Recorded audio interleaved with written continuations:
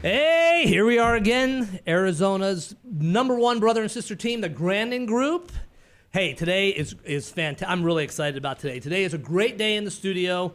It's a great day to live in Arizona, and 300 people a day prove it because you guys are moving here from all over the country and stuff. So one of the great things as a native of Arizona, growing up on a big Arabian horse ranch, is that I've got to see a lot of things change. In fact, I remember when Shea Boulevard was a 2-lane road. Downtown Gilbert was actually a dirt road, and it wasn't that long ago because I'm only 28 years old. Right? Yeah, liars. So anyway, one of the great things about living in Arizona is the people you get to meet. And there's certain things that have went on over the course of the years that have made Arizona great, and these are the people that have seen changes. So prior episodes, we've had the Herbergers on, and you've seen that. And so today I'm like super excited because we have, which I believe is an Arizona icon, is JD HAYWORTH. Hey, Jason, what a thrill, brother. Thank you for the chance to come be on Arizona icon. Maybe they should put that under my name instead of all the other hoo-ha I was involved in over the years. But it's wonderful to be with you here on the Lockbox. Thanks. No, it's great having you. So you've been in the newscasting business. You've been a politician.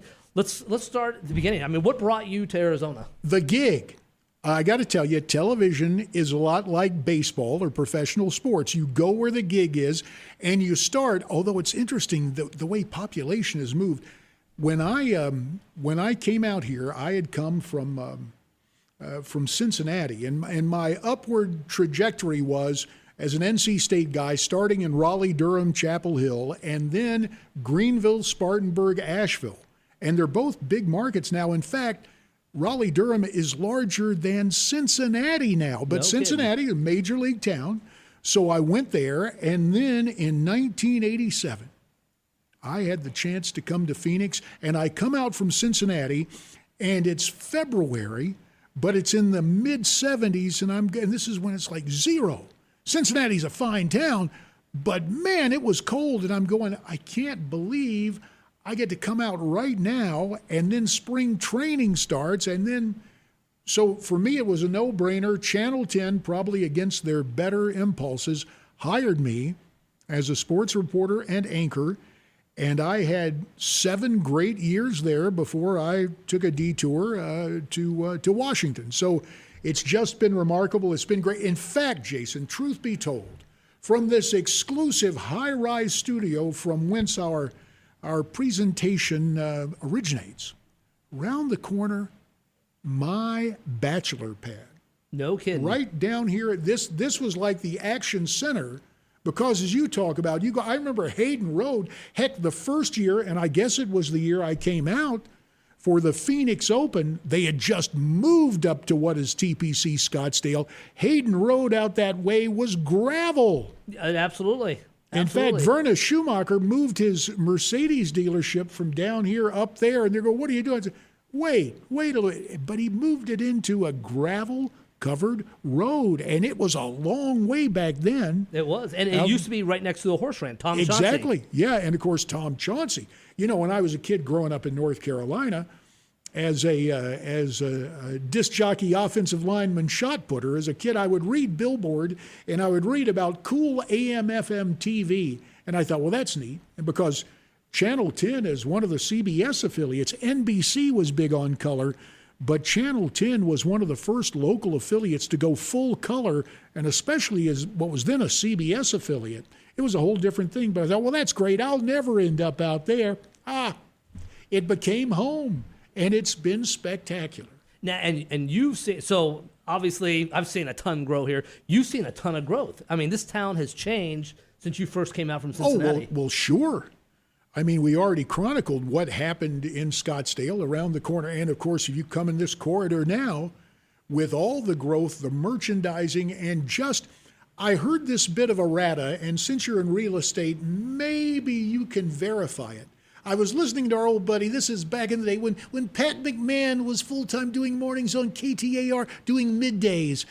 And he had a guy on who said that the square mileage of the Phoenix metro area was as large as Los Angeles.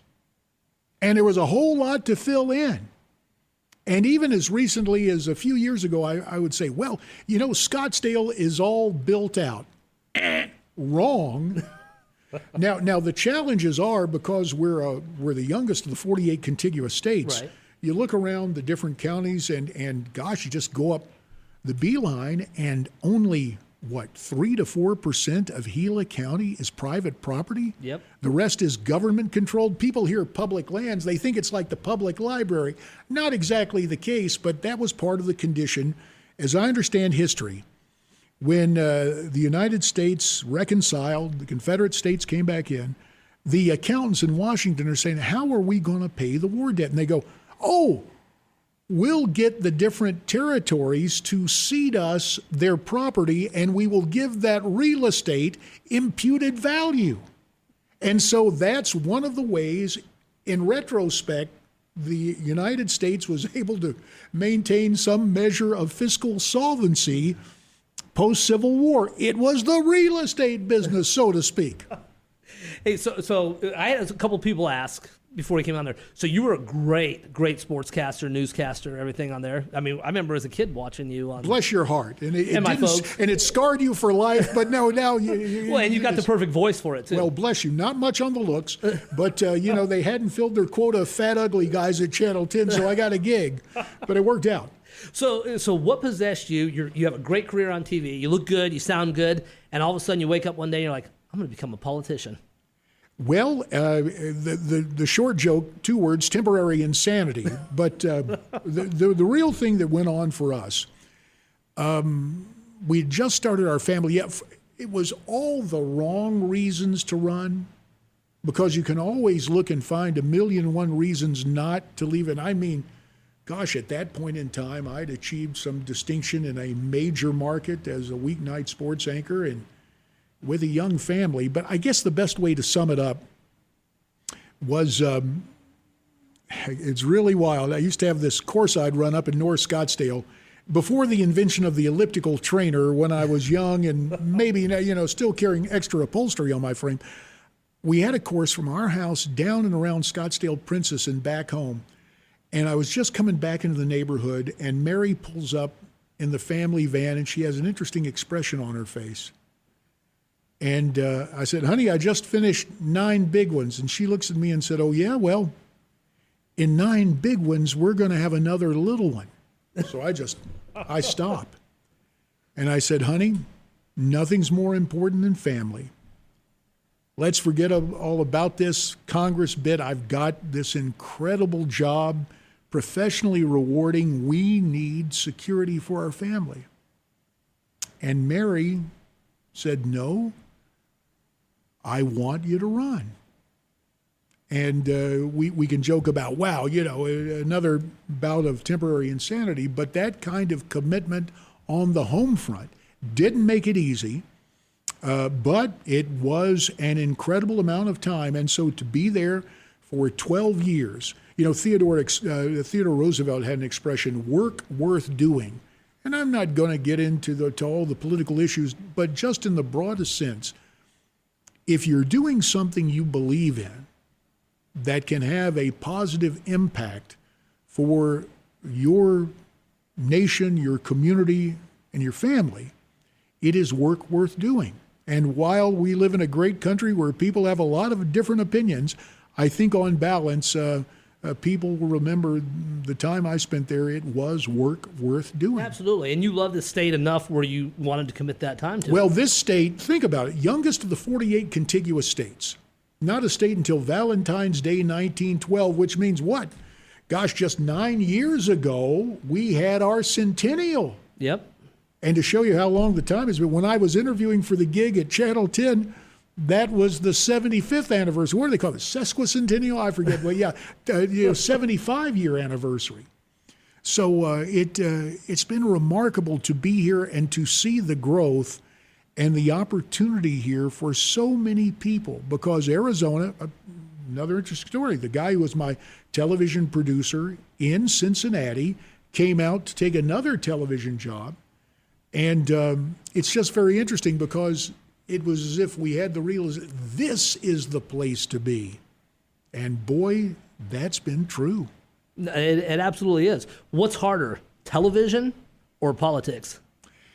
Well, the way I used to explain politics, especially in Congress, in the broadcasting vernacular, you have a 2-year renewable deal, but the renegotiation process is a bit arduous because you have roughly in each congressional district, it used to be about 650,000 people, and you got to get a majority of them to renew your contract, so to speak.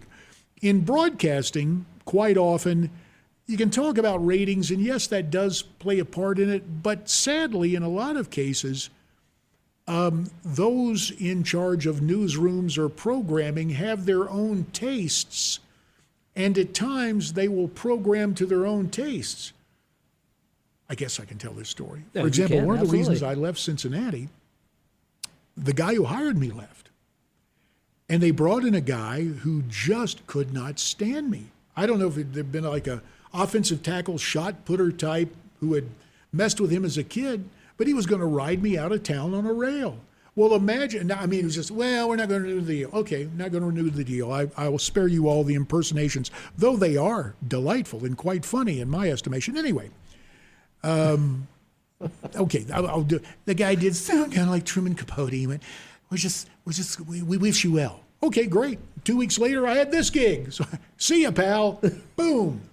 And Cincinnati's a great sports town, but I don't believe there is any place. Look out. Wish we could show you the exterior shot from this studio. Funny story. Growing up in High Point, North Carolina, Mrs. Barber, our school librarian at Northwood Elementary School, the lady who would say, someone who writes a book is an author. They're not an Arthur, they're an author. Well, Mrs. Barber was quite the Arizonophile. And so at Northwood Elementary School, we had a subscription to Arizona Highways.